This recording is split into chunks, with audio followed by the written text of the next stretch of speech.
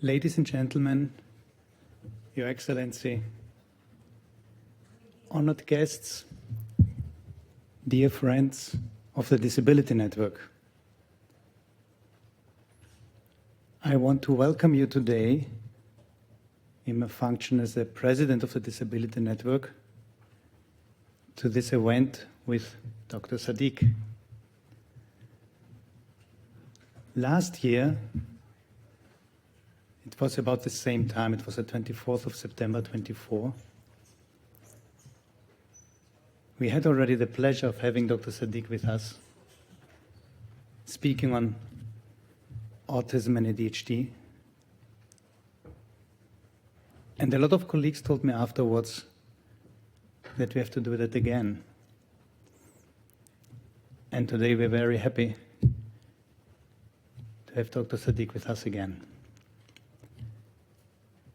Before I hand over to Her Excellency, Corinne Kitsell, Ambassador of the UK to international organizations, before I hand over to her for the opening remarks, let me give you some background on the organizational part of today's event. After the opening remarks of Her Excellency, Dr. Sadiq will start giving us his wonderful insights. During the speech, at a certain point, in the middle of it, he will then decide when. We will make a little break, 5 to 10 minutes, because it's a long time. And for him, I think it's helpful. And we plan to finish about 3 o'clock. Before we finish, there will be a Q&A session as well, if time permits. So if you have questions, then you are welcome to ask them. And after the event, we're inviting you for a coffee and tea outside in the coffee area. That's from my side. Your Excellency, if you're so kind to open the event with your remarks.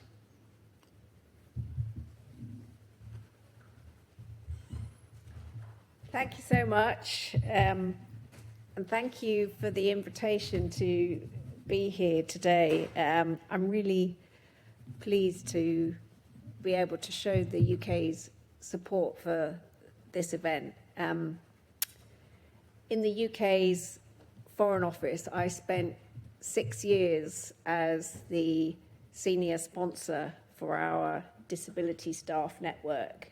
So I have some understanding of these issues, and I feel very passionately about supporting colleagues with disabilities to really be the best that they can be. One thing that we learned in the UK Foreign Office on this topic was the importance of good data. And once the Foreign Office in London started to collect data about disability, we realised that by far the largest group of staff in our disability staff network and amongst the wider staff of the Foreign Ministry were those with neurodiverse conditions. And I think that really challenged the way that the organisation thought about disability issues, because previously, perhaps like many organisations, we'd focused on visible disabilities. And it also taught us that there was a big internal education challenge. And I think that's the same here in this building.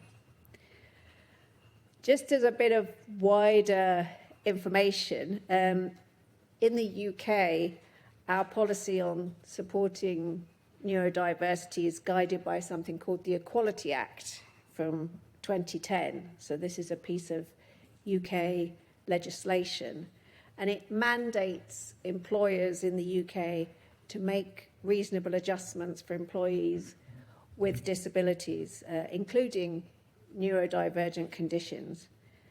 And it's estimated that 15 to 20% of UK adults are neurodivergent. So this is a huge, huge part of our workforce in the UK. And a lot has progressed since 2010. There are several UK employers that now actively recruit neurodivergent people because they recognise the strengths that they bring to the workplace. And that includes actually within parts of the UK government. And we know that diverse teams, diverse in every sense of the word, but we know that diverse teams make better decisions than teams which are not so diverse. But getting the best out of diverse teams requires inclusive leadership, ensuring that everyone feels they belong and can contribute confidently to their teams and really thrive in the workplace.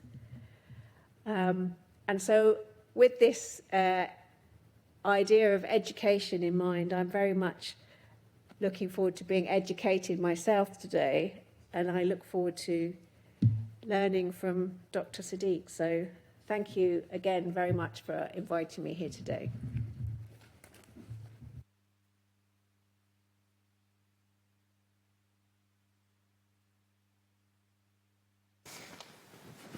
Hi, everybody. So you're now at my disposal for the next 2 hours. Now, either I will bore you down, or you will go with a lot of energy and you'll be enticed by that talk.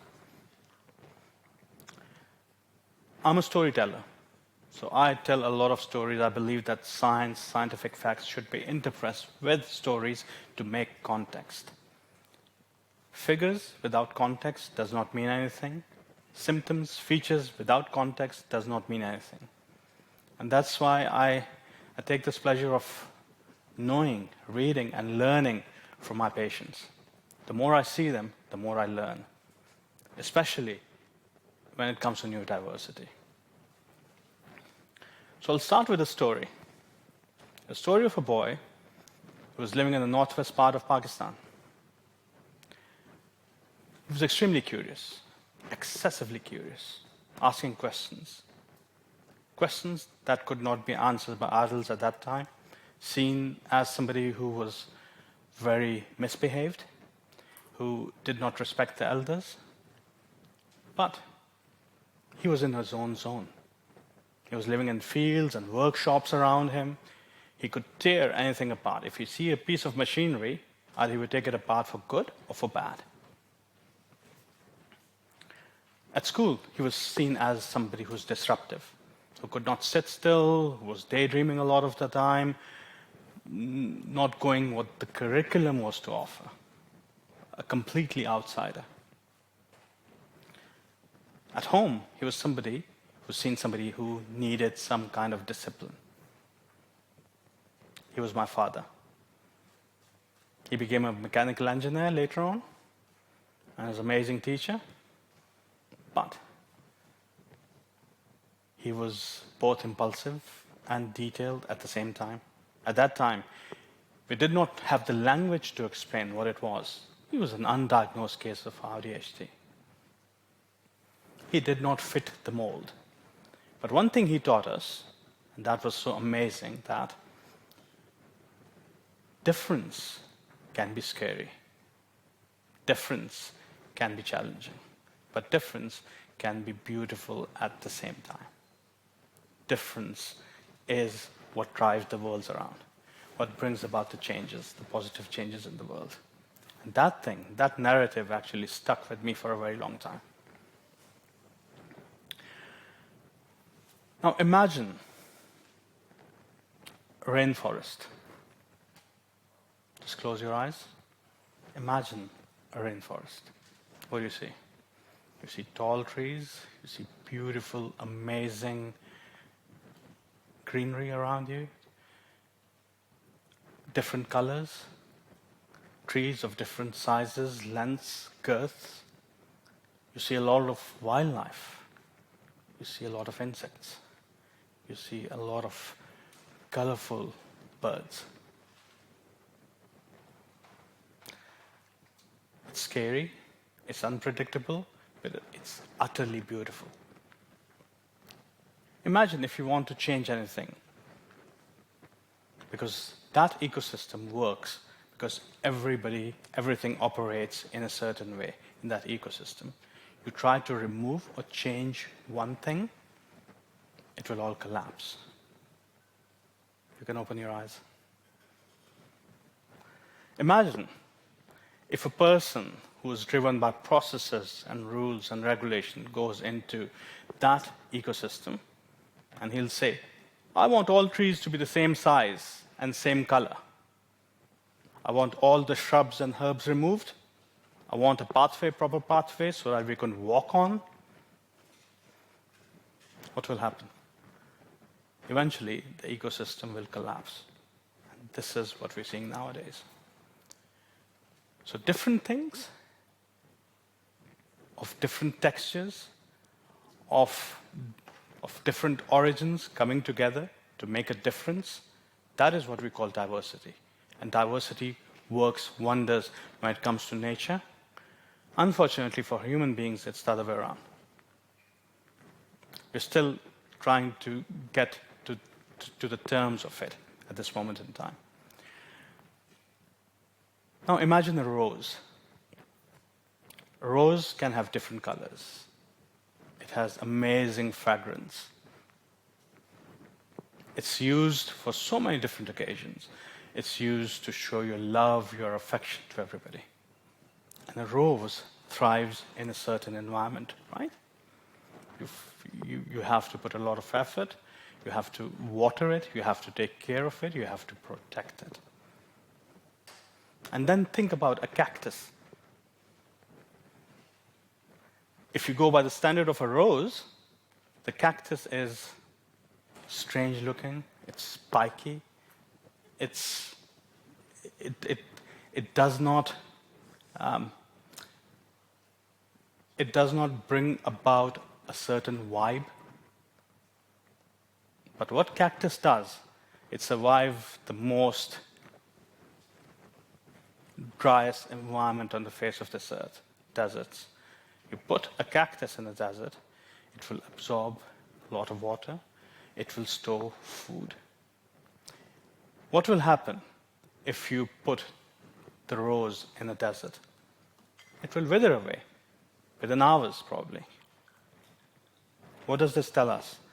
That everything is suited for a certain kind of environment. Not everything is suited for every environment.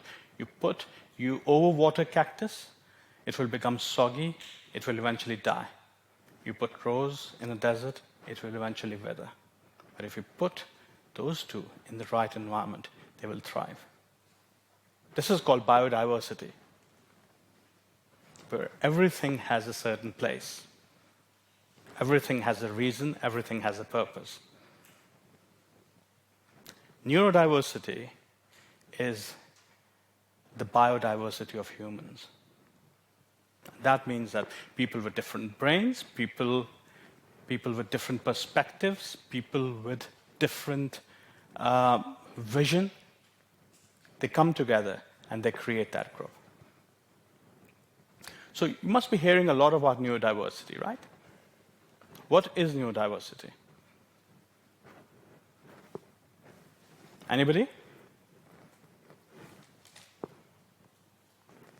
Just a different, your brain's just wired in a different way. It doesn't mean it's bad.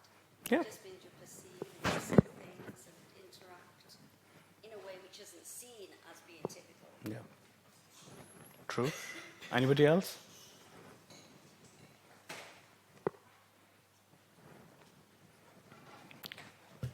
So basically, neurodiversity is how you think differently.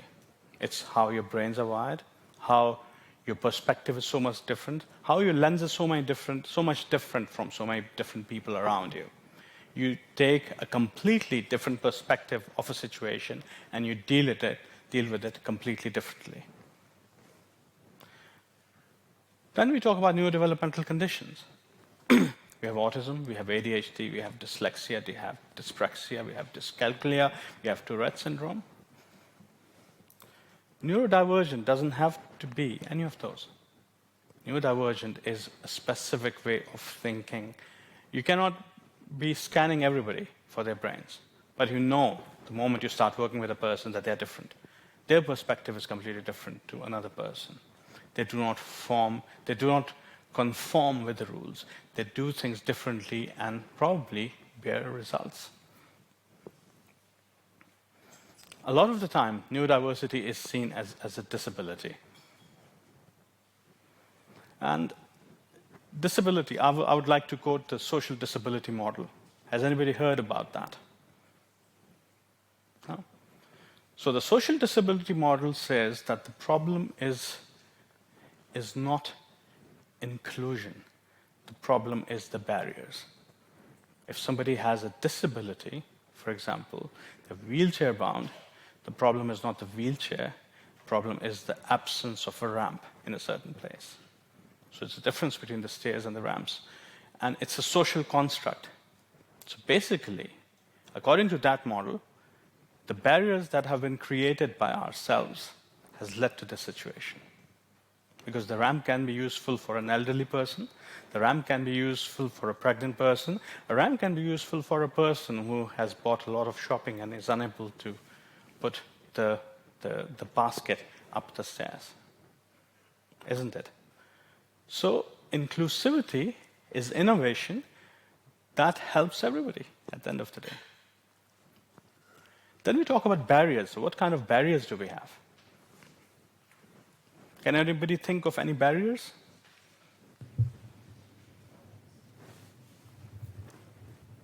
We have several barriers, and I'm talking from perspective even at school.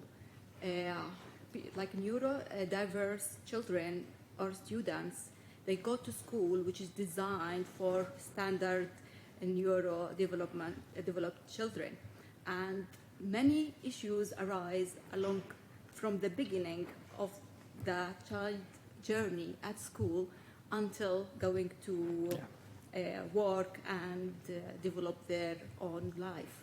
For example, at school, it's designed for people who understand the topic in a certain way. The tools provided by the teachers also designed for standard students, not necessarily for students with neurodiverse disability or syndrome. Yeah. Okay. Absolutely. So barriers can be physical.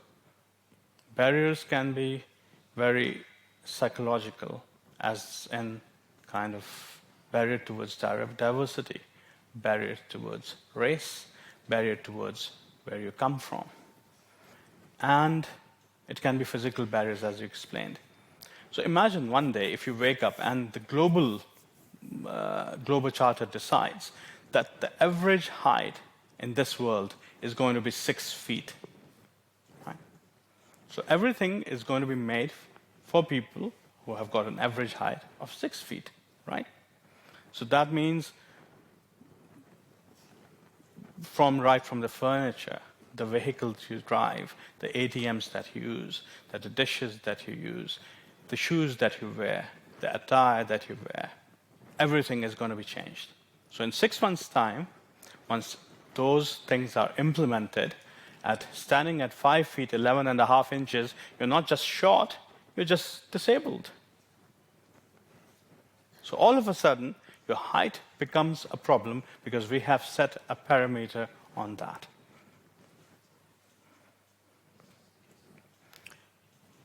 The stairs and the wheelchairs and the ramp, that's a very common example.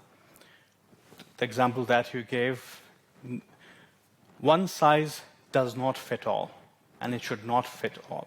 So how do we expect that people with different constituents and ingredients are supposed to work very much in a similar way?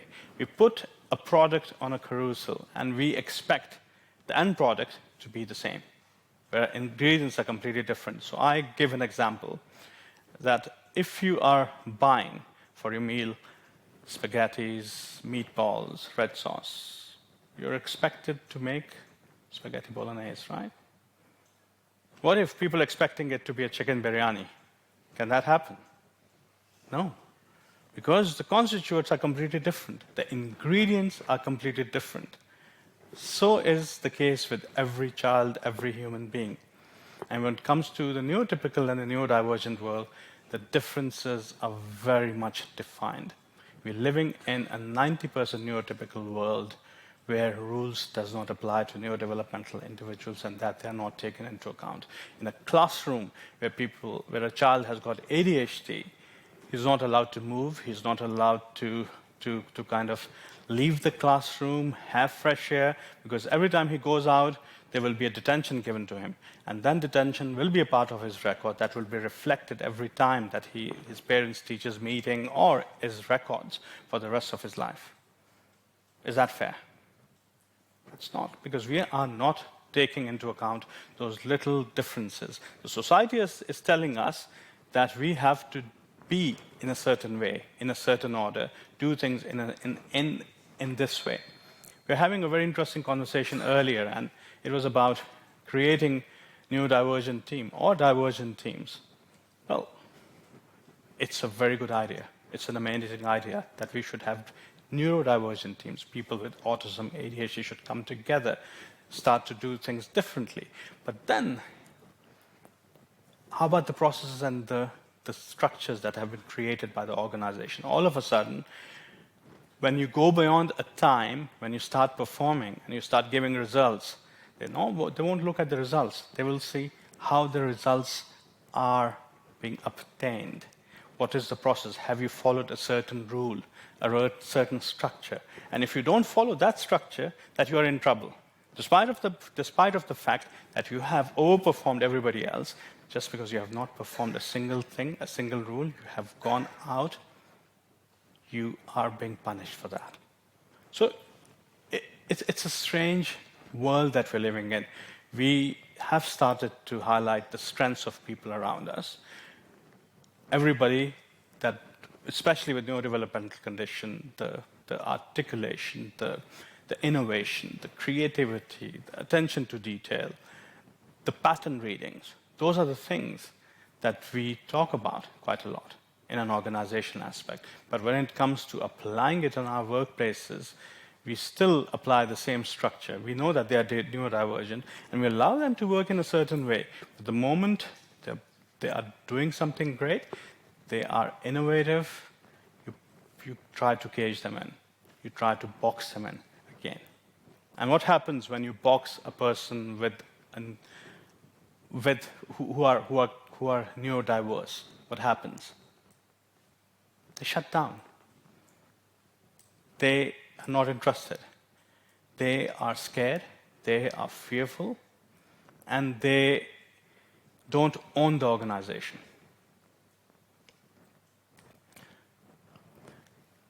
Now, a lot of the time when we talk about neurodevelopmental conditions, there are lots of myths around ADHD. And there are lots of myths about autism and everything that is under the neurodevelopmental umbrella.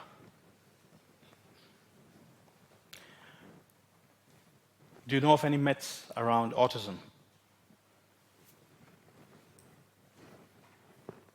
Anybody? Yeah. That autistic people are inherently more intelligent. Yep. Anybody else? Can't make eye contact. Yep. Yep. Anybody else? Obsessions with certain topics. They're obsessed with certain topics, yes. Yep. That they are socially not as easy to connect with others.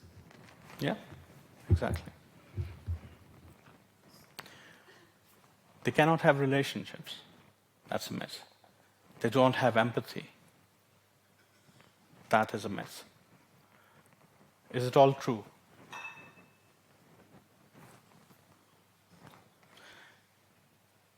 People with autism are intelligent, but again, intelligence can be ascertained at different levels. you do not have a single dimension for intelligence. There are 7 different levels of intelligence, 7 different attributes of intelligence.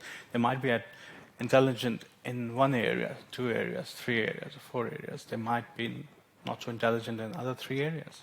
And that goes for all the neurotypical population as well, not just the neurodivergent population. Do they not have empathy? They have got lots of empathy. You should see their interaction with an animal, or you should see their interaction with an elderly or a child. But when it comes to somehow people of their own age, around the same bracket, it's different. It's because when it comes to animals, when it comes to elderly, and when it comes to children, they are not judged. The social skill set does not matter. They will not walk into a room saying, oh my God, how do I have to behave? Do I have to talk to people, despite of the fact that I despise small talk? I cannot bear the idea of talking about weather or tea or what's been happening in your life, just for the sake of it. I want deeper conversations. But then they mask. And as a result of those masking, what happens? They become anxious. They become aversive of these situations. They have more empathy than we can ever think anybody will have, but they don't know how to show it. They cannot have relationship. I have seen people being in long-term relationships. More autistic people are to sustain those relationships longer than 20, 30, 40 years. That's not true. So where do these myths come from? So you see a single person with autism, you see the difficulties that they have, and you try to generalize it and make it a myth. This is what happens. And one of the other things, the myth is, you don't look autistic. One of my colleagues, when I was talking about how I have got autism and ADHD, said, oh, but you don't look autistic and you don't look like ADHD. And I said, it's because you have not read about it. So go and read about it, and then you will know. What are the myths around ADHD?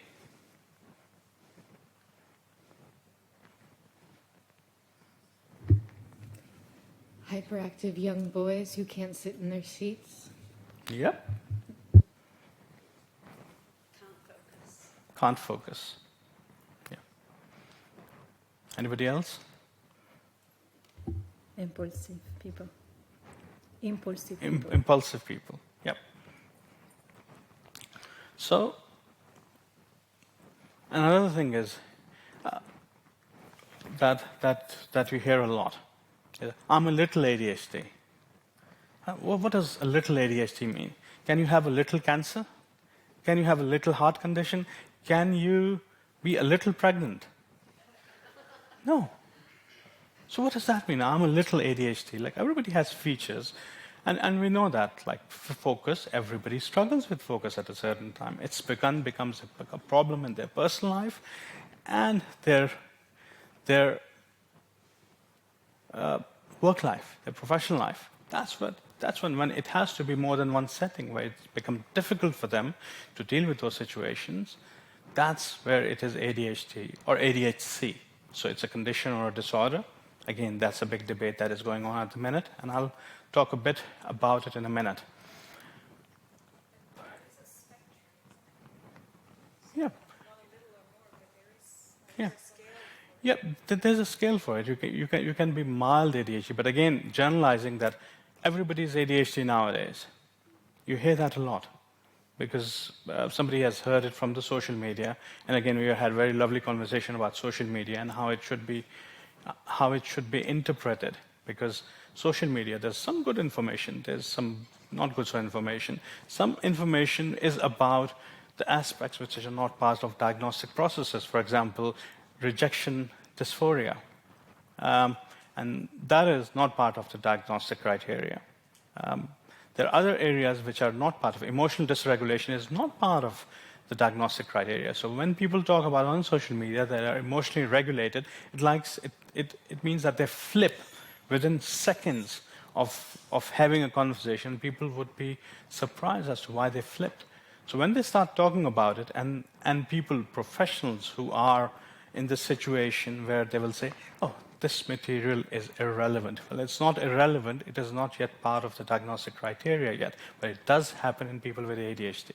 So you have to be careful, and I agree that you can have mild, moderate, and severe ADHD, but it only happens when it starts impacting your life, at least in 2 different settings. So it's not that you're functioning absolutely fine, you're doing everything right, but at the same time you say, I'm a little ADHD, just because you have got a few features. And attention deficit, that's a misnomer. Again, you rightly pointed it out. It's the dysregulation of attention. The attention can be less, the attention can be more. And it is to do with your neurotransmitters in your brain. And when you're talking about ADHD, the ADHD brains are smaller, but IQ is not. IQ is around 120 to 124 on average. When the brains are smaller, the different parts of the brain who are connecting it together, our pathways are small. It means the traffic between those pathways is going to be little because of the size of the pathway, which means that the neurotransmitters, norepinephrine and dopamine, which are supposed to carry the message from one part to the other part of the brain, will be delayed. It's like 2 different cities. I always give example of London and Manchester. Manchester in the UK and London in the UK, they are around 250 miles away from each other, and they're connected by nests of motorways. So imagine if all of a sudden those motorway disappear and you have got country roads to reach from London to Manchester. Usually it takes 4 hours. It will take longer period of time. And during that time, you will be frustrated, you will be angry, you will be tired. And this is again what happens in ADHD. And all the premise is about strengthening those pathways so that your neurotransmission is accurate and is up to par with the neurotypicals. This is the whole process of the management of ADHD, which a lot of neurodevelopmental psychiatrists themselves will not tell you because they don't look at the evidence and the neuroscience. You just look at whatever the evidence provides you, as in numbers, as in features. So, people with these neurodevelopmental conditions, they have to go through these myths and they have to be challenged all the time about having a condition or not having a condition. And when I was talking about empathy, there's a very interesting studies that have been done about it, which is called the double empathy studies. Does anybody know about double empathy? No. So double empathy means that a certain kind of brain will connect with a certain kind of brain and will understand their perspective. So usually they say that between those people who are neurodiverse, the connections are good. So you will see a lot of people with ADHD gravitating towards people with autism, ADHD, AuDHDs, and their connection is somehow very similar. And again, it's a strong connection. They feel understood, they feel not judged. When it comes to neurotypical, it is not. Neurotypicals can understand neurotypicals very well. So there's a bridge that there's a gap that needs to be bridged between the two, neurotypicals and neurodevelopmental conditions. And I believe that that bridge has to be two-way. That neurotypicals have to understand what neurodevelopmental conditions are and how they operate, whereas at the same time, the neurodevelopmental conditions, people with autism and ADHD have to understand how autism or how people without these conditions operate. Because otherwise, it will not work well. It has to be two-way traffic of understanding each other, and that's what double empathy means. That certain people, certain brains connect well with similar kind of brain, but not with other kind of brains. And there's a gap between neurotypicals and neurodivergent people.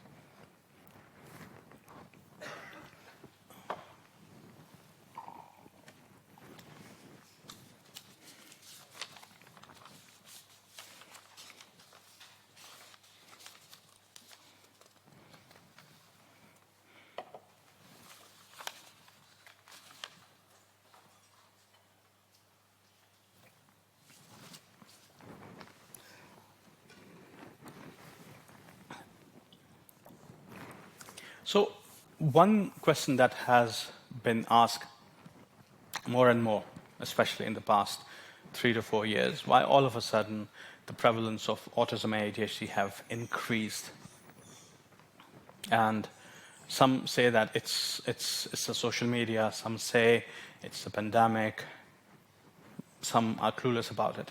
Have you come across these situations where people have said, or you have noticed that the prevalence has increased during this time?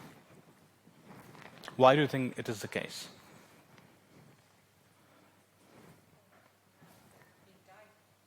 They're being diagnosed.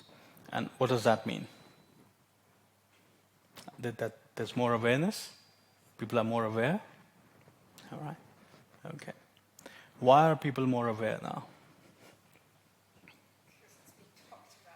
It's been talked about. It's been talked about. The media is strong, so you get a lot of messages. There are a lot of questions around social media. They say that it's a TikTok diagnosis, or it's a social media diagnosis. Right. So again, earlier in our conversation, I said, when I was growing up in 1970s and 80s, we had different styles of learning. Those styles of learning changed with time. It started with the books, with encyclopedias, with magazines, with journals. It changed from that to internet, where information was more accessible. And then it got changed to social media. You started getting a lot of information from social media. Some good information, some bad information. And that used to define in people's mind what they're seeing, what they're thinking about. What people do not realize is autism and ADHD have an evolutionary basis as well. People who were hunters, people who were farmers, who were gatherers, they had autism and ADHD, strong autism and ADHD, because it was a skill set that is necessary for their survival. And again, that's not me saying, that's an evolutionary psychiatry book that tells you about the origins of autism and origins of ADHD. If people did not have the instinct that they were distracted easily by things that were around them, which were trying to feed on them while you are foraging for food, you'd become somebody else's food, and you would not survive those environments. The smells, the temperature, the textures, how your skin can be sensitive towards certain temperatures as it changes. It was a survival toolkit for us. Over the years, the environment has changed. It transformed from agrarian to industrial revolution to now we're living in concrete jungles where we have gotten rid of most vegetation. We have encroached upon ecosystem of other living beings who are living with us. And somehow, the environment has transformed very quickly, especially in the last 20 years. Whereas the genes have not transformed as much or have not mutated as quickly as the environment has. So this is called the gene-environment hypothesis, where you go to certain parts of the world, you go to certain families, and you see a lot of neurodivergence. Whereas in other parts of the world, you don't see that, because it has fitted the environment really well. So you need to understand that part of it. Plus in 2013, that was the first time that we were able to diagnose people with autism and ADHD together. Before that, we could not. So people who were autistic could not be diagnosed with ADHD and vice versa. Hence, we saw a prevalence rise once we started to see that there can be an overlapping picture between the two as well. It's not just 5%, 10%, it's up to 60 to 70% now. 60 to 70% of the people of intersections, for example, there is in the neurodevelopmental word, people who have autism, there's a 60 to 70% chance that they will have ADHD and vice versa. So, we talked about neurodiversity, we talked about the myth busting, we talked about these myths around autism and ADHD. how do you create? So we know that 10% of the population is minimally neurodivergent. It's massive. And we are talking about the diagnosed conditions. We're not talking about the undiagnosed people as yet. So how do you... Like globally, like globally 10%. Again, the neurodiversity, when you look at it, neurodiversity, as I said, it's not just a neurodevelopmental condition. It's how you think differently, how your brain can be wired differently. It's 10%. 10% of people are thinking differently. So how do you cater for those people? How do you create environments in which people can thrive? That's one of the most important questions globally.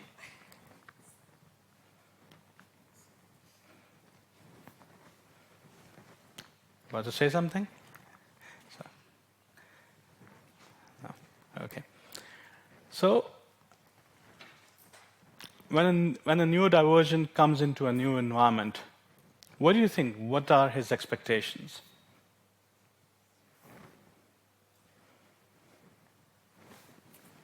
A need to try and understand what the rule set of that environment is. Absolutely. Because there are unsaid rules and unsaid regulations that they cannot understand, and they need to know everything about that. They need to be in an environment where they're understood, they're listened to, and they're able to speak openly. What is the responsibility of a manager, for example, their line manager or their immediate boss? What should be their responsibility? Anybody? First, to understand how the neurodivergent person has limitation and try to explain this to the team. So the team should understand that if you talk to that person, we should be always inclusive. We understand that there are things that they might not understand. Yeah. The way of our communication, their way of communication may be a bit different. So have awareness and have empathy and compassion, so we all work together in an inclusive environment without judging. Yeah, brilliant. And along with that, I think you have given the organizational goal as well as the goal of the boss that they should be empathetic, they should be good listeners, they should be able to spot if something is off. And when you say something is off, is somebody is not functioning as well, what could be the problem? A lot of people who mask in those environments where they feel that they're suffocated, they're not able to say things that they want to, their voice is not heard because they're living a life of invisibility, basically. They're wearing the Harry Potter's invisibility cloak all the time. And it's up to you to come for a Dumbledore to come and to help them remove that cloak.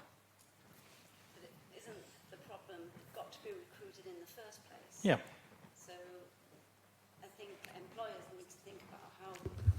So I think employers need to think about how they can recruit more people. Yeah. Because problems might develop once they're in the workplace, but then they've got to get into the workplace. Yeah. And I think this is where it should start with the application process to really make people who are neurodiverse be open about it. Yeah. And again, it's a very pertinent question and a very pertinent point because a lot of people, they do not apply because neurodiversity is still seen as a disability. Is it a disability? People will have different answers for it. You ask the neurodivergent population, some will say, no, I don't have a disability. Some will say, yes, it's a condition, but it's not a disorder. Some will say it's a disorder, and some will say it's a disability. So I just leave it to the person because they are the one who are dealing with it.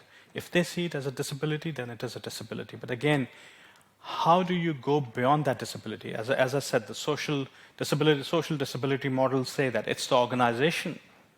It's the organization that is causing the barriers. You remove the barriers, you're able to understand people better. Because somehow, in our head, we've got a concept has gotten in that change is hostile. Difference is going to create rifts in an environment, in a situation. People with different colors, different belief system, and different religion coming together. UN is the best example of that. And working harmoniously towards a certain goal. People have different strength, and that's where the strength-based model applies. The neurodiversity movement is about identifying the strengths of the people and using it and helping them to understand how can they be utilized. For example, a person with ADHD is so good in crisis situation because they are last-minute .coms, because they do everything last minute. Like, I've received an email from my appraiser today. I said, Khurram, you realize your appraisal is on Thursday? I said, yeah. I don't see a single thing. I said, yes, I've kept it till tomorrow, so I'm going to do everything tomorrow. I'm going to have an all-nighter, 12 hours somehow. But this is how the ADHD brain operates. If you put me in a situation, or put an ADHD in a situation where there's a crisis, the brain works amazingly well. They're able to make quick decision, get to the bottom of it, and plan things accordingly. You give them 3 months to plan something. Don't do that, ever. So, how do we use those strengths? How do we create those workplaces? So, first of all, eyes can't see what the mind does not know. If you do not understand this neurodevelopmental condition, the strength-based system that they bring to the culture, the problem-solving attitude that they have. I remember 3 years ago when I started the service, adult ADHD, in southeast of London. And people came to me, my line manager, when I was asking about things, I said, Khurram, do you realize that's a national problem? I said, I don't care. In my area, it's a local problem. We might be able to give a model 2 years later. And that's what happened. We reduced the waiting list from 6 to 7 months to 14 months in 2 years. And NHS England, which is one of the biggest authority around in the UK, they have chosen our service as one of the 4 services to model the national ADHD team model on that. But if I had gone with the premise that, okay, it's a national problem, yep, okay, just go with the flow. We do what we can by the end of the day. Things would have remained the same. So this is where the strength-based models apply. You need to understand your people's strengths. In order to understand them, you need to know people. You need to know what is going on in their lives. You need to be personable to those people. Their personal life does impact work, and work impact personal life. This is what you have to remember. Does anybody know Simon Sinek? Or Sinek? Yep. Yeah. So he is the world authority on leadership, and he's got one TEDx talk. I think everybody should listen to it. He's got second highest views in the world at this moment in time, and he talks about leadership. He described one situation where he went to a hotel in Las Vegas, and he started talking to a barista, and I said. And if I'm not wrong, that was a 4 Seasons hotel. So, and he started asking, I said, do you like your job? I said, I love my job. I said, being a leadership coach, he said, my next follow-up question was, what do you love about the job? I said, every time I come in, my managers, they are all around me. They're genuinely helping. They ask me, is there anything which is bothering you? Is there anything I can help you with so that you can do your job better? And I overperform. And I get the most tips as well as a result of that. And as he was about to finish the conversation, he said, but I work in another hotel as well as a barista. And there, the managers are nitpicking.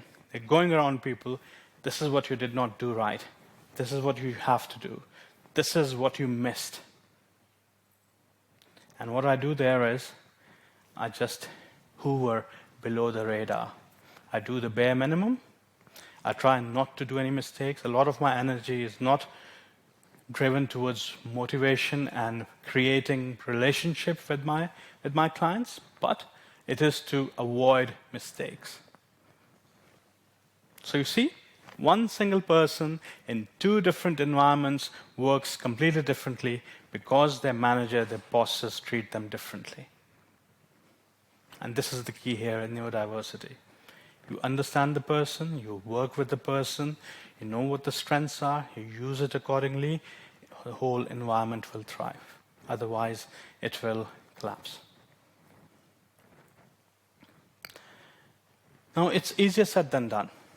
And again, these conversations are starting to happen. More in UK than in Europe, more in US than in Europe as well. But again, UK is quite ahead of the game at this moment in time, because I go around talking to people in different parts of the world.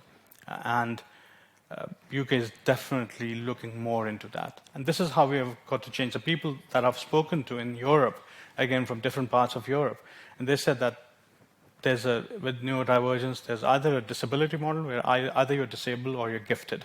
There isn't anything in between, and you have to fight a lot for things. So this is what needs to change. The barriers need to be removed. Otherwise, the whole systems are going to collapse, and you're going to lose the neurodivergent population. Somebody asked me, said, how to get things done? For example, if you have a bigger organization and they're not performing well, what are you going to do? I said, I'm going to hire all the neurodivergent I can, because they have the problem-solving attitude, they know what to do, they will have focus on what they want to achieve, and they will make things happen. Somebody laughed and said, yep, really? I said, yeah. What makes you think that a system that has not worked for 60 years will work in the next 10 years if you don't change anything about it? You change the names, the nomenclature around it, but actually you are putting more work on people and you're not letting them have a peace of mind. For a neurodivergent, like I've worked in a very neurodivergent team, 80% of us are neurodivergent. Till one point, we were not specific about what time they should start and finish. For example, their starting point can be 10 to 6 o'clock. Their starting point can be 11 to 7 o'clock. Something on those lines. We give them the flexibility. Some are good in the morning, some are good in the evenings. We allowed them to happen. We used to have spaces where they could sit and talk. And we would talk rubbish. We would use profanities, we would talk about the systems, about people, but we would ventilate ourselves out and be so light afterwards. If anybody wanted to sleep, we would have a paper saying, I'm going for a snooze for 30 minutes, please do not disturb me. And again, we used to have pranks. For example, I slept for 15 minutes and somebody made a video of me snoring. And that's absolutely fine. And the environment thrived. What happened? In that 1 year, we won the Best Team of the Year award, the Best Leader, Inclusive Leader of the Year award, the Best Regional Team of the Year award, shortlisted for one of the Best Communicators of the Year awards. So things start to happen, and we just did not do that on paper, but we applied it. But these things are short-lived because people are not educated. You bring one person, one single person, and that will be a source of self-destruction for that team, because they will not understand, they will deal with it differently, and all of a sudden people will start to leave because they've seen an environment which is more inclusive to now an environment which is very much exclusive. You work with a certain rule, you work with a certain agenda, and beyond that you're not supposed to work. That doesn't work for neurodivergent population. So if you are thinking of harboring a place where neurodivergent should thrive, look for a non-hierarchical base. Look for people who are understanding of each other, where you can speak your mind out, where you're not worried about what you have said is going to bite you back in 2 years' time because somebody is going to complain about you. And you'll see those environments thrive. Now I'm going to take a break for about 5 to 10 minutes. And then we'll come back, we'll talk about AuDHD, the interface of autism and ADHD, and I have a very important story to tell, and that story is the story of Adam. It will it's a very heartfelt story. And it is something that will bring this message home. So thank you very much for listening. If you have any questions, you can come and ask me. Let's take a 5 minutes break, if that's okay.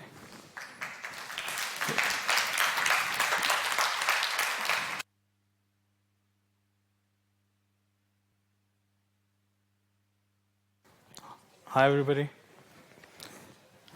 I'm back.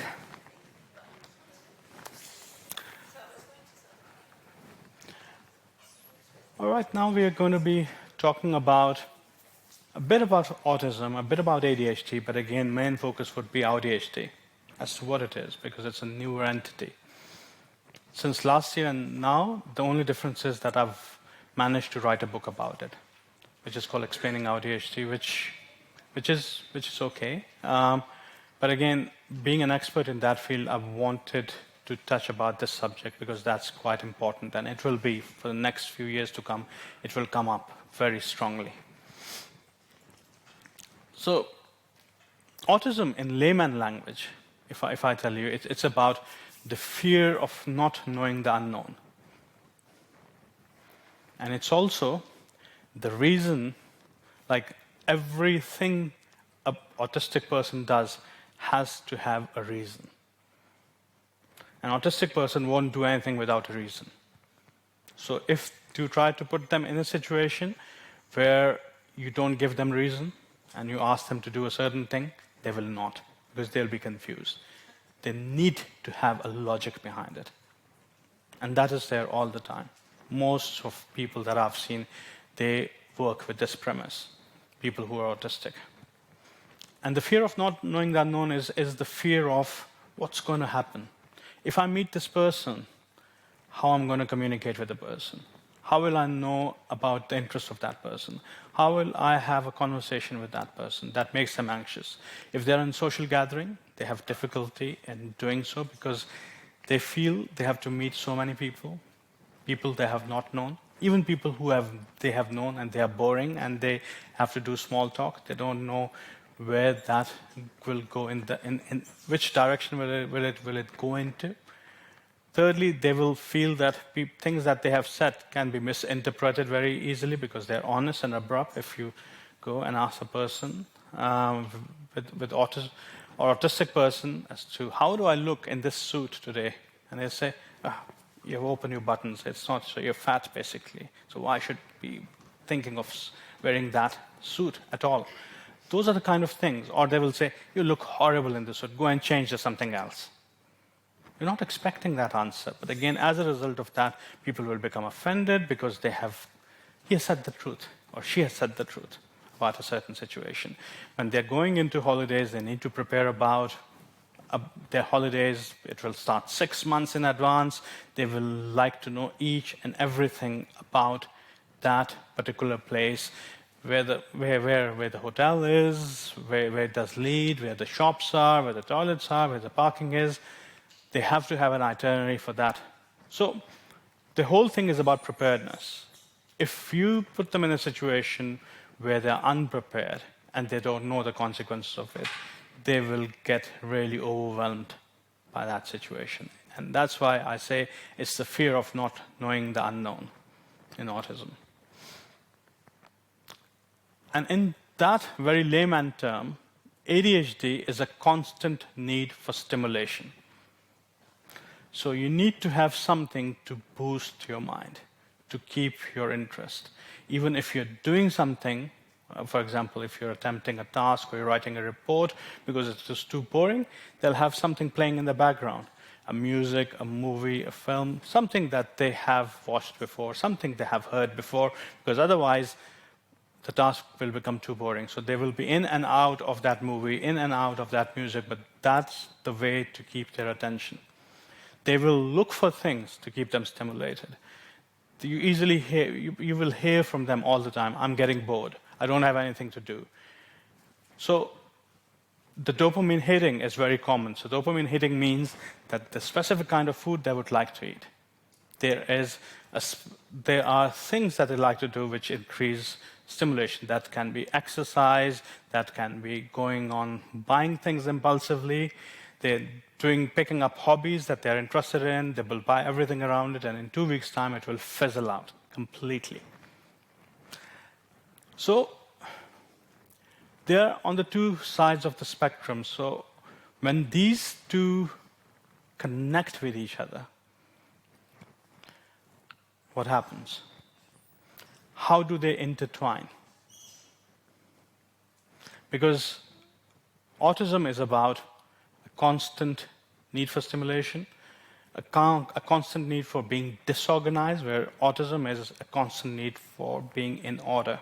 How does these two situations intersect with each other or intertwine with each other? How do these two conditions live in the same body, like Dr. Jekyll and Mr. Hyde? We always talk about it, that they're two different personalities. People think that their brains have got two different parts, or they have got two different personalities that they have to work with. So, the interface. First of all, a lot of people say that they have difficulties in identifying what's autism and what's ADHD. And it's because they say, oh, in autism, people have inattention as well. So does in ADHD. Is that the case? People with autism, do you think that they will have a lack of attention about a certain thing?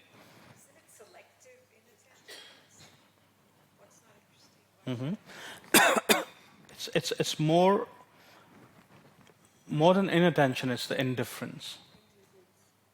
If they're not interested in something, that they will not be entertaining that. I don't want to meet somebody, I will not do that. I don't like a certain subject, I will not read it. So how does one address that, either in schools or in work situations, because some things just have to be done? Yeah. If it doesn't interest them. In schools, it is easy. In work, it is difficult. I always believe that you should do the work that you enjoy. If you're not doing that work, you're in the right place. But then you have to find ways to do that. You have to gamify things. For example, you have to put incentives in its place. There has to be a reason for you to do things. For example, if it comes to reports, people with autism are immaculate with reports because they have to do it. They enjoy the attention to detail. They enjoy writing it down. They love that work. Whereas ADHD, they don't. That's the inattention. You're about to ask something?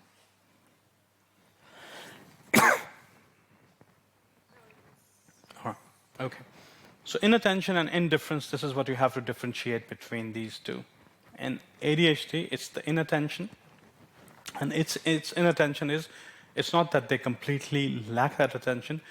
They want to have the dopamine hits. Hence, they move from one task to another. Whereas in autism, if they don't like a task, if they're not willing to do a task, if they don't find it enticing, they will not do it altogether. In ADHD, they will try and they will fail at that. Right? Then they say that autism and ADHD both have got no filters. They will say things without thinking. Have you experienced that? Okay. Do you think it happens in autism as well? Okay. In autism, it's more of a factual discourse. It's not they impulsively say a thing. They will, for example, somebody has commented about something and they say, no, this is wrong. You're wrong. I think you should go and read about it before you start talking about it. And people find it very abrupt. They feel that there's no filter, but again, it's not that. They are factual about it. If they know about something, then they will say, no, this is not the case. This is the case. They will kind of correct you there and then. So in that way, they have got no filter, but it's a factual discourse. In ADHD, you've got no filter because you're in the situation, you're having a chat, and all of a sudden you feel that you need to be funny, and you throw a joke, and it goes haywire. It falls flat on its face, And then you realize that you've done a mistake and you are remorseful about it later on. Whereas if you ask an autistic person, you have said this thing, why don't you go and say sorry? So why should I say sorry? I've not said anything wrong. Why should I be remorseful about something that is correct? So that's the difference between those. So the two differences are no filter versus factual discourse.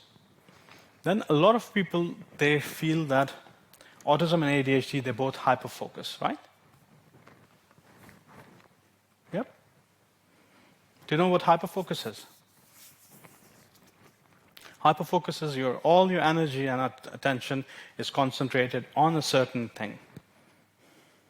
But what you have to realize is the hyperfocus is either driven by interest, intense interest, or it is driven by a consequence. For example, you had an assignment for your master's, you're 2 days away from it, you have not started your work on it, and all of a sudden, you know that if you don't do that, you are going to fail, and then you'll be going to be capped on the assignment that you have to resubmit, and no matter how good you do it, you'll score 50% on that. All of a sudden, you do a one-nighter, you finish the task, that is hyperfocus. And during that time, if somebody wants to come and disturb you, it's all gone. It's like a bubble with some really strong service tension. The moment you prick it, it's gone. That happens a lot in ADHD. Whereas preoccupation in autism is driven out of interest, out of sheer love of a subject. They're not stressed about it. There's no stress attached to it. If they're doing their Lego, they will be immersed in that. That's different to be in a stressful situation. They would love to do it. They would love to do it for 10 hours, 12 hours, 15 hours, 20 hours. They're into gaming. But people with autism, they're usually in strategic games. Whereas people with ADHD, they're into games with changing dynamics. A lot of shooting games like. So you have to differentiate between that, the hyperfocus of ADHD to preoccupation or interest in a certain field, which goes beyond the expertise, like they are an expert at that. For example, somebody would be interested in D&D. Has anybody heard of D&D? Dungeons and Dragons, yes. Yes, so they'll have 1 million dices. They will have a massive collection. They would look forward to playing D&D with their friends on a certain day and a certain time. And they'll immerse themselves into that world. They will have knowledge about things. But that's not hyperfocus. That's interest-driven. That happens in autism. Then the social inappropriateness that happens, and people say that autism and ADHD, they have got this social inappropriateness. In autism, it's social awkwardness. It's because they do not have the social skill set to deal with certain situations. If I go into this social gathering where I don't know people, how should I dress up? I hate suits. What should I wear? It says casual wear. What does casual wear mean? Does it mean jeans and a t-shirt? That's casual wear? That's smart to me as well? But if it's written smart casual, so things are not defined to them. Hence, they feel that whatever they do, they will be, they'll be judged. Whereas social inappropriateness is in ADHD, you're in a situation, you're having a conversation, you throw a few inappropriate jokes, you start mimicking other people, you're not able to read the room properly as to what the environment is, and all of a sudden, you're seen as somebody who's very inappropriate in those situations. So that's different from social awkwardness. Over-talkativeness. Do you think people with autism can be over-talkative? No? Yes. They can be over-talkative about the things that they're interested in. If somebody is interested in D&D, you can talk to them about 24 hours, and they will not shut up. So I do have Yes? Is it possible to train them that can they learn how to be more concise? This are, that they say 1,000 words where maybe a few. Yeah, like it's a training that comes. Again, Have you been able to see any success where it's absolutely. It has that. Again, you give them the...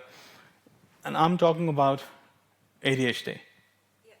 Talking about ADHD, where people who go on medication who have severe ADHD, they have become very concise. Or people who get ADHD coaching, where they have to gauge what they have to say. They are very precise about things. So it can be trained. It's a skill that needs to be learned. But again, sometimes they cannot help it. But people with autism, they can talk. They can talk about things that they're interested in. If you talk to me about neurodiversity or neurodivergence, literally I can speak to you for 6 hours straight, 10 hours straight. If you talk to me about chess, if you talk to me about Ray-Ban glasses, yeah. I have a ritual. I go to airports early because I have to spend an hour going in front of the Ray-Ban shelves, trying out 10, 12 different pairs, sometimes selecting one or two, or sometimes just moving away from it. It's a ritual that I follow. But again, if you talk to me about glasses and stuff like that, yes. I know people who can talk about theology and music and for hours on end, whereas if it is any other conversation, which is they're not interested in, they'll be absolutely quiet. But over-talkativeness can happen in certain situations in autism. Over-talkativeness happens a lot in people with ADHD because that's their way of dopamine hitting as well. So they will talk and talk and talk. They will hijack the conversation. They will interrupt. They will keep on butting in till you give them a very clear signal. Most of the time, they will not understand the signal at all. Then impulsivity. Do you think that impulsivity happens in autism?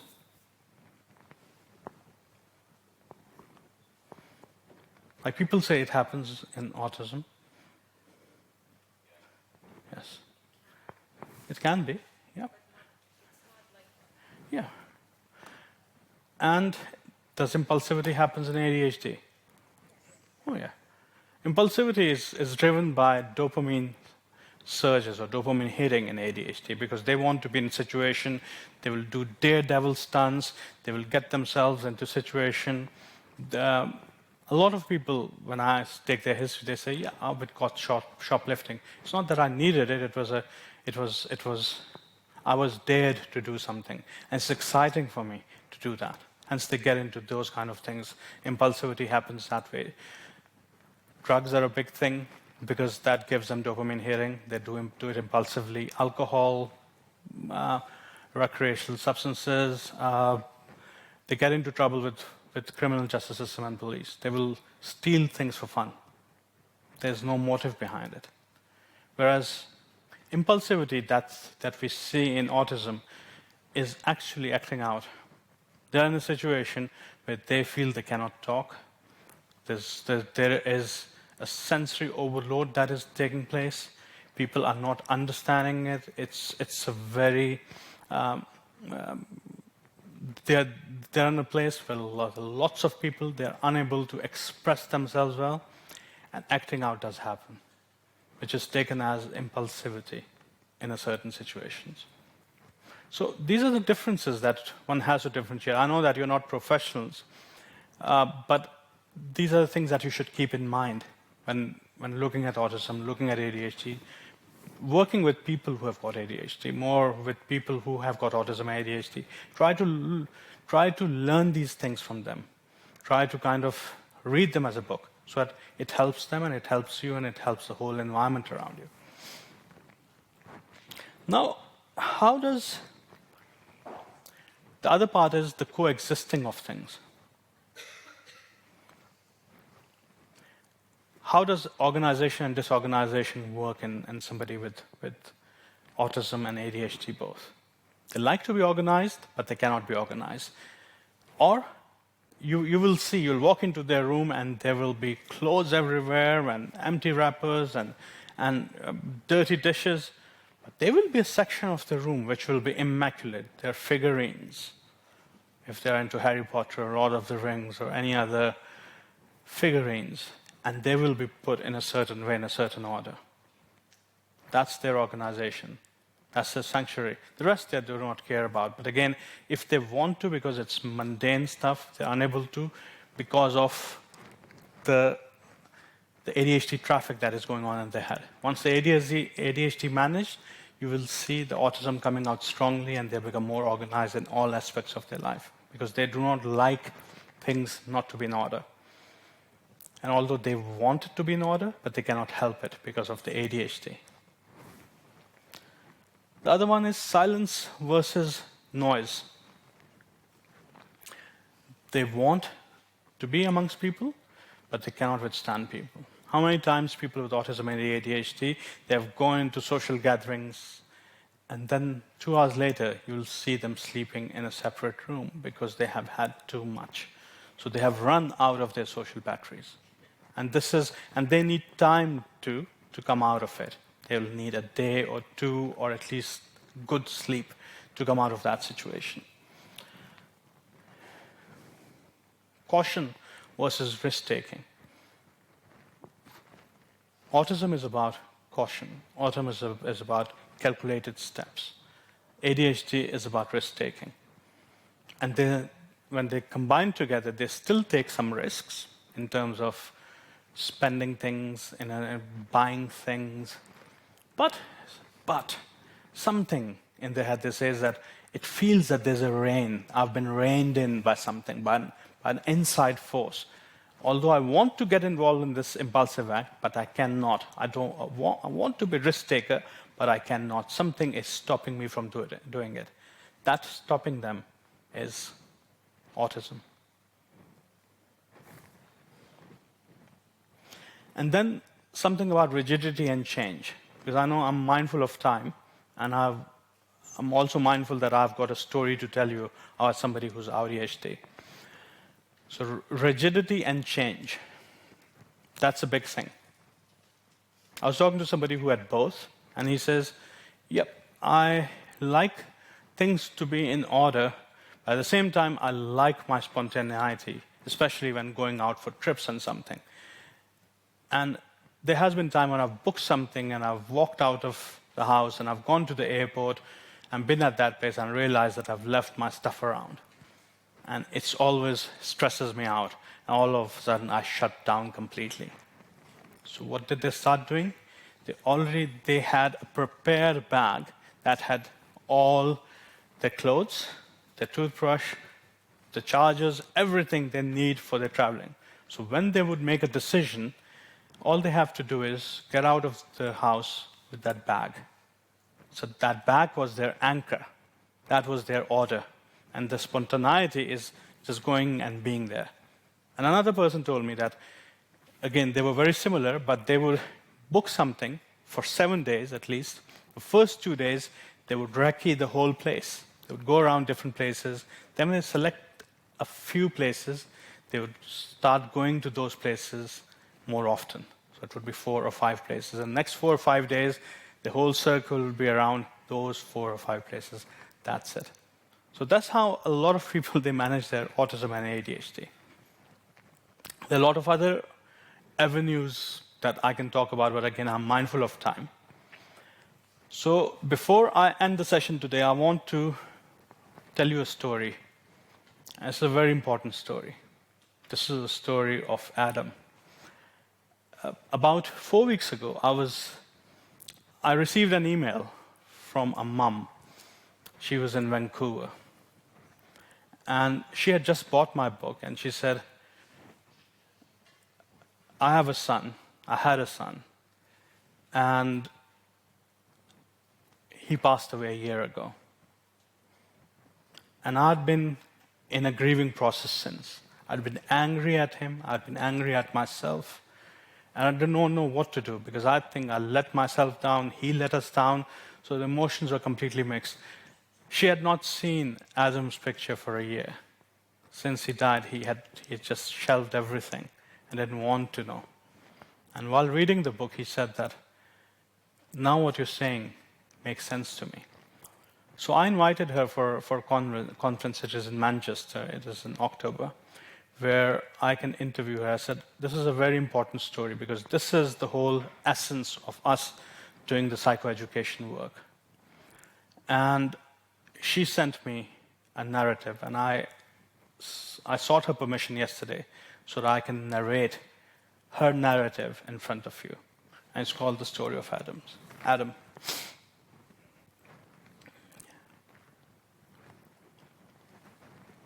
So on the 14th of August, I received an email from a Patty Boyker from Canada. So she was talking about her son. And the whole email actually rattled me. It made me cry when I read that email. The first one was good. The second one was the one that actually made a difference. And then she wrote a narrative about it. And she said, "Dear Dr. Sadiq, I stumbled upon you in an article in The Guardian. I was doing what I do daily, search for answers as to why my son died at 27. The article was on AuDHD. I'd never heard of it and explained everything. I sit here still stunned. Adam slipped through the cracks. No health professional or teacher thought he could be focused. But he had a photographic memory. He would remember things very, very easily. And be so incredible talented if he had ADHD. After today, my tale got more complicated as I now realize he was on the autism spectrum as well, which was not diagnosed. ADHD was diagnosed, but autism was not diagnosed. Thank you for helping me progress on my journey to understanding my complicated son. Today, I have the honor and the solemn responsibility of reading the words of Patricia Boker, who is going to be coming from Canada in a few weeks' time to talk about the story of Adam, but these are her words. Hello, my name is Patricia Boker. This is not an easy story to tell, but it is an important one for me, and for every family who might recognize something of their own journey in ours. Adam was a concert pianist in Europe, fluent in 5 languages. At 13, he won a scholarship to Chetham's School for Music in Manchester, and within 3 years made it to the finals of the BBC Young Musicians of the Year. Everyone was thrilled. His career was set. Adam was a gifted pianist. He spent some of the happiest years in his life in Manchester at Chatham School of Music. He flourished. His teacher said he took the school by storm. Within 2 years, he was competing in the BBC Musician of the Year competition. But fast forward 10 years, Adam was living on the streets of Vancouver, homeless, self-medicating, slipping into psychosis. 2 years later, on March 11, 2024, he was gone, dead from a fentanyl overdose. He was just 28. How does this happen? A child from a loving family, every opportunity adored. How? His smiling pictures never told the whole story. As a baby, Adam cried for hours on end. At preschool, while other children played, he drew black circles so hard the crayon ripped the paper. He longed to belong, yet could never quite fit in. And he discovered the piano. Everything changed. He had perfect pitch. He could sight read instantly. Music became his lifeline. At Chetham's he thrived because everything was structured. Meals, uniforms, schedules. All the scaffoldings were in place. The challenges with organization, with fitting in, was masked. But once that scaffolding was removed, he struggled. He was expelled for marijuana. He drifted between conservatories in Germany and Italy, brilliant on stage but lost in daily life, losing passports, keys, shoes, relationship. Then came COVID. Alone in a dorm room in Hamburg, he spiraled. He called me saying he was psychotic. He was diagnosed with schizophrenia, bipolar, OCD, anxiety, without somebody even taking a collaborative history about it. None of them fitting. None bringing relief. His bedside table was stacked with more pills bottles than my 90-year-old mother. He tried everything, meditation, diets, even dangerous substances, he was desperate for answers, desperate for peace. And yet, he was still Adam, still my son. He debated philosophy with his father deep into the night. He longed to know his authentic self. But he could never find it. He once told me, "Mom, normal people fear death. I use drugs because I fear life." On March 11, 2022, life became too much and we lost him. For 15 months, I lived in anger. Anger of the education system, the healthcare system, even at Adam himself. And then I came across Dr. Sadiq's work on AuDHD, Autism and ADHD together. For the first time, my son's life made sense. His brilliance and his struggles were not contraindications. They were two sides of the same coin.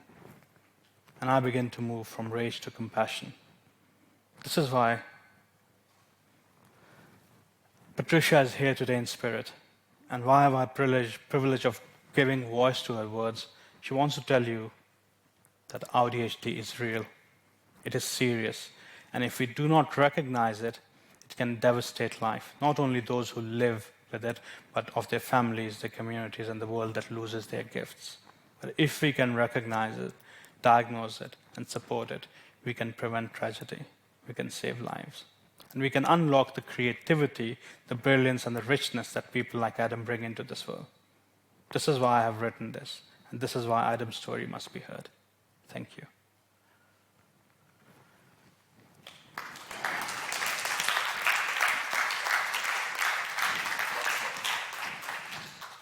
And if you have any questions, please fire away. Let's do a little Q&A session now, because we're a little bit above time. Yep. But that's not a problem. We have the room till 3:30. Coffee is already outside, coffee and tea, if somebody wants to go already now. So a little Q&A session, and then we can close it. Thank you.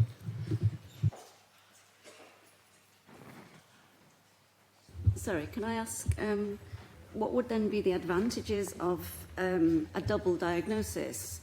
Because people may be already struggling with being on the spectrum and trying to come to terms with attention deficit. They could be on different types of medication. Yeah. And then if something else is thrown into the mix, could this not complicate matters? It does complicate it, and especially in children it is more complicated. In adults it's less complicated because somehow autism and ADHD in a lot of people balance each other. So a lot of behaviors, the self-destructive behaviors are not seen because it reins themselves in. They are not overly disorganized, but they are somehow organized, and they call themselves as organized mess because there will be piles, but they will exactly know where to find their stuff around it. If somebody moves it, then they will not be able to do that. They'll be able to socialize with people. They'll be able to communicate their ideas to people, which, for example, if it is autism, they would not be able to do that or would be comfortable to do that. Or if it is ADHD, the mind is too fast, they won't bother doing that. So a lot of AuDHD, it kind of meets somewhere in the middle. It is not a pure autism, it's not a pure ADHD. It's like, I've said it several times, that ADHD is like a friend to autism. It does not let it be too recluse, so they will be more social than a pure autistic. And autism does not let ADHD to be more anarchic, so they do not let it to be more disorganized and impulsive. So they're somewhere in the middle where they're able to do those things, but definitely there will be splitting of mind, and there will be sometimes ADHD taking over autism and autism taking over ADHD. In some circumstances, for example, when I see AuDHD, I see three types. One is autism prominent, where autism is the prominent feature. ADHD is being masked by autism. Second is the ADHD prominent, where ADHD is the prominent feature, where autism is masked. And the third thing is variable, where they kind of switch from one thing to another. And I said, the important thing is, till they don't get a diagnosis, till they get to find about themselves, they are really, they find it difficult to manage. Once they know, the level of research and the level of insight that they develop is absolutely amazing. I think in Adam's case, ADHD was diagnosed, but autism wasn't. And he was looking for answers in 4 different countries, Italy, Germany, UK, and Canada. And none of those diagnoses that was made were made with collaborative history. Nobody bothered to ask the mum or the dad or people around him as to what he must be going through. So it changes once you get the insight into knowing about yourself. Yep. Please. Yeah. Yeah, thank you very much. I would be interested in school-based interventions or recommendations for children, school-age children. We are, my colleagues and I, here from Vienna International School, so I would be very interested to see if we are using the strengths-based approach, which we do try to implement in our school, if you had any specific recommendations. I think it depends from person to person, because I keep on saying that autism and ADHD or AuDHD, you have seen one person, one child with autism, it's one child. It's like their presentation vary. But overall, what needs to be done is, if ADHD is recognized, then you make sure that the mind is stimulated enough. And how do you do that? Or there's less stimulation around them. You give them breaks. You allow them to get out of the room. You allow them to get into activities that they're really, really interested in. You ask them about the subject that they're really interested in and try to help them out in those subjects. And then you have to create a narrative, because once you are agreeing to what they're saying and you are helping them, they will help themselves in getting something out of the other subject as well. If there are assemblies, then they should be the first one that needs to come out. They need to be the last one to go, because otherwise it will be disruptive for them. Social skill set training, how to behave or how to deal with certain situations in certain areas. ELSA, again, the emotional learning skills training that is required. What is laughter? What is happiness? What is sadness? All of these emotions, both for autism and ADHD, are so much important. But again, these are the generic advice. Probably you would have heard about it. In UK, we have full SENCO, so special education needs, in every school that helps them with the default program. And again, if the SEN does not help, then we have called EHCP educational healthcare plans, where there are external sources that are brought in to help the children. Yes. So, like you said, ADHD can sometimes come together with autism, and if one of the other is not undiagnosed, then it creates problems. But isn't it also true that there can be other combinations, I don't know, narcissistic personalities with ADHD and autism? And this is then again a very complex mix. Yeah. And yeah, I have dealt with a lot of narcissistic personalities. Again, what you have to determine is whether it is actually narcissistic or not, because a lot of oppositional defiant can come across as narcissism, and oppositional defiance is a very common feature in ADHD. So there will be defiance of any management, anything that is thrown their way, they will not accept it. So, but narcissism, as you say, for everything you've got a different line of action. There should not be a default management plan or managing those situations. One size does not fit all. So kind of therapy for that narcissistic personality, if there is diagnosed and if it is rightfully diagnosed, because a lot of medics and a lot of psychologists, they try to jump into the situation. They get a few features, they don't take a collaborative history, just should be, and label something which it is not. A lot of the time, I've seen people who have been diagnosed as antisocial personality disorder. Some comes out as it's more of a trauma response, because they have been abused in their childhood excessively. They have been in grooming gangs and whatnot. So those things have to be taken into account, and everything has to be dealt with in their own way. So there has to be an MDT, a multidisciplinary team approach, where you invite people who are expertise in their area and dealing with it to kind of create a plan as to how to manage them. And this is what we do a lot in the UK. Yes, please. what about medication?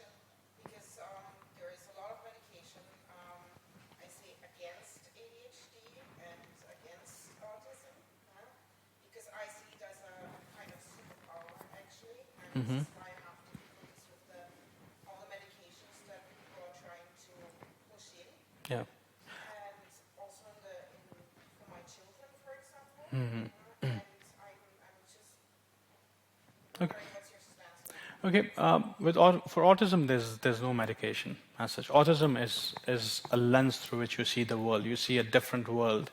You have a different perspectives. In ADHD, depending on situations, for example, I've seen CEOs who have got ADHD or on without any medication because they get the creativity and they get the buzz and they get the energy out of it. And some of them, they have even trialed it and they said that, Khurram, that's not for me. I said, yep, then if it's not for you, then you should not take it. If this is how it hampers your life that you had been managing. So you're right, in certain cases, definitely, because in ADHD, I have described you a science where there's limitation of the neurotransmitters, and you have to get them at the right level. Otherwise, if it is severe, that it will impact the life, they will get into trouble for trying a lot of things, being impulsive in the wrong way.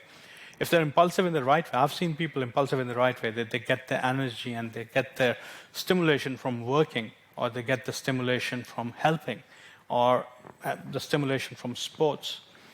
That is fine, but again, it's when they have more interface with the criminal justice system, with the police, with the prison services, that's where it becomes a problem, and then medication is necessary.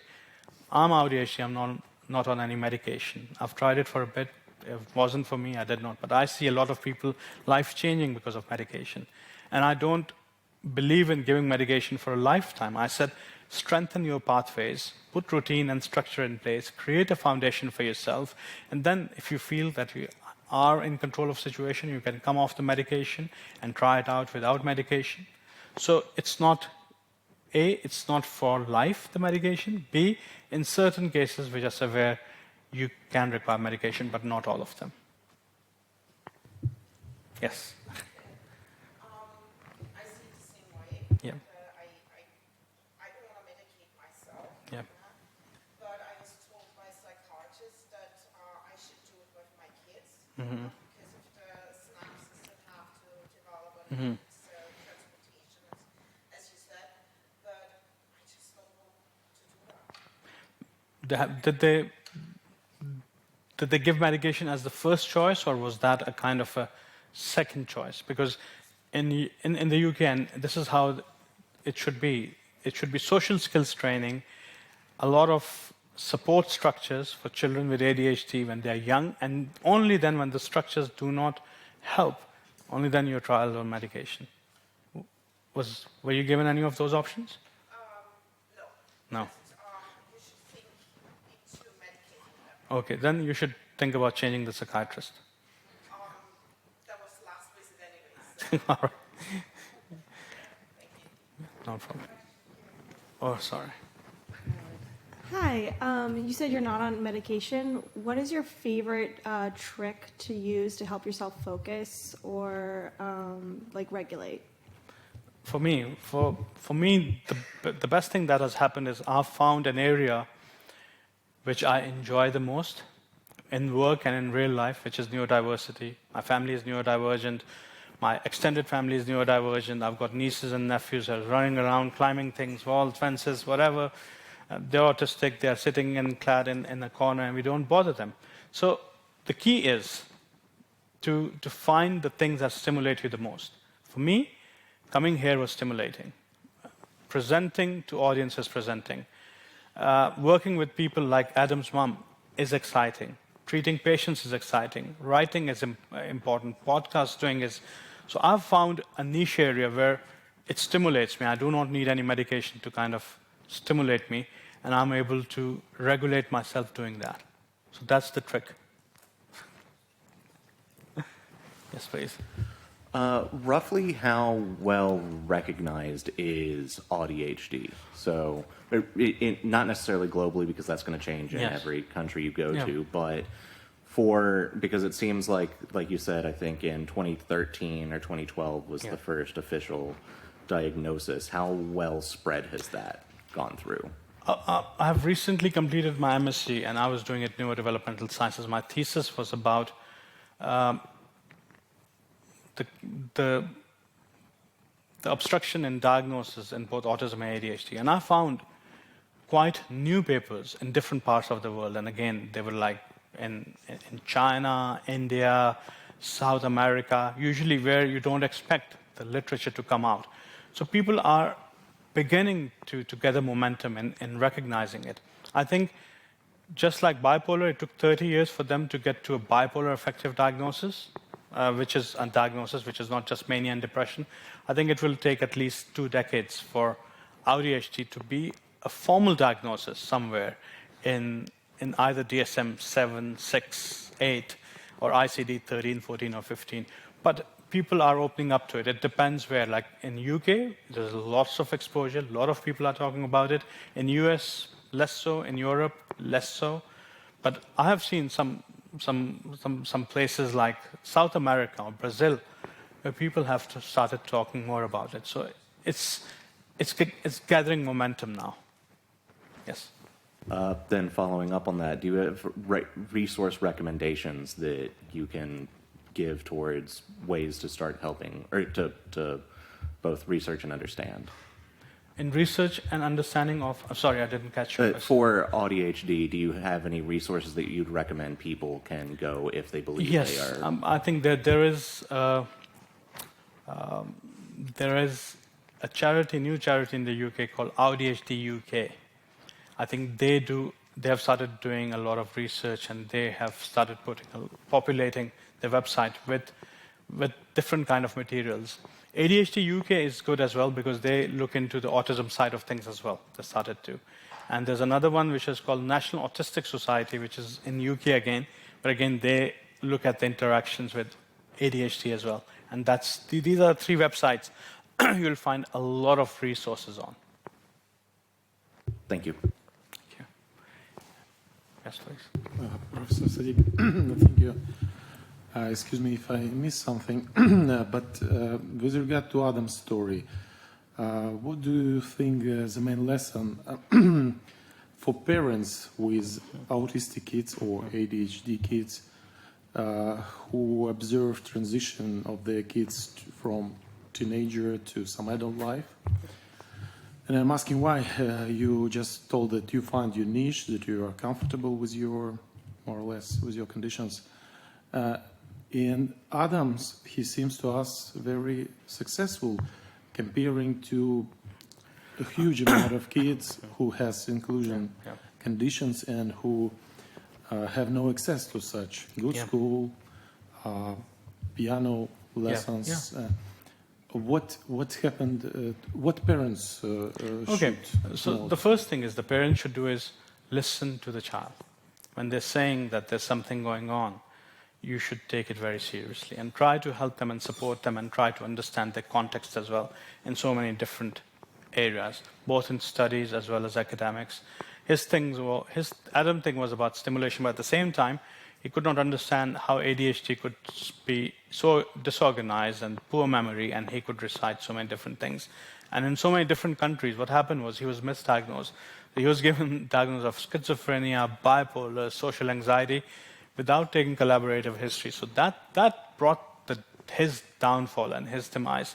Whereas, and again, having the privilege to be in these schools is good, but the price of making a mistake is big too. So those schools where you go and if you're not perfectionist, if you're not up to perfection, then there are consequences to that, how they treat you and how they make you be better at that subject. And I think Adam did not get to get the handle around it. And one of the things that was not mentioned here, that in one of the performances where the mother was invited and he was performing, he performed and mother flew all the way from Canada and he left all of a sudden. The mother was looking for him all night long and he found it with 4 people under a bridge sharing alcohol and recreational substances. And the reason was that he thought that he messed up on one part of the music that he played and he did not do it well. So, and again, the mother says openly that she was not able to understand him. And she was like, hey, what, you did very well. But again, you have to listen and you have to understand their part of the story. Once they know that you're listening, I think they will open up to you and you will find more avenues around it as well as to how to manage them. Thank you. Sorry for interrupting. We have the room till 3:30, so we are forced now to stop. Thanks, Dr. Sadiq, for coming again and for wonderful, insightful information. Thank you. And for sharing with us the story of Adam, which was really dramatic, but at the same time, I think very, very important for us to see how important these topics are. We have outside coffee and tea, sponsored by the staff councils from the Vienna-based organizations. Without them, we wouldn't be able to do whatever we're doing here, all these things. So please, I'm inviting you outside, and for further questions, Dr. Sadiq, you are still around. Thank you again for coming. Thank you.